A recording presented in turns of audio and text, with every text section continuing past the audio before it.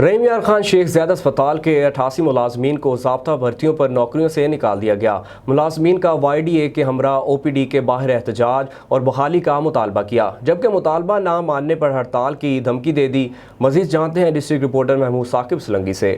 जी बिल्कुल। रहीम यार खान शेख ज़ैद अस्पताल में 15 साल से काम करने वाले 88 मुलाजमीन को नौकरियों से निकाल दिया गया है। अस्पताल इंतज़ामिया का कहना है कि मुलाजमीन की भर्तियां खिलाफ ज़ाब्ता थी, जिस पर मुलाजमत से फारिग किया गया।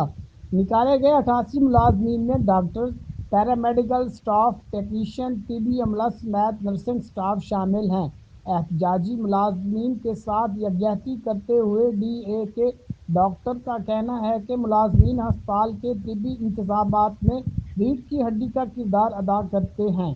अचानक से निकाले जाने से अस्पताल के इंतजामात खराब हो गए।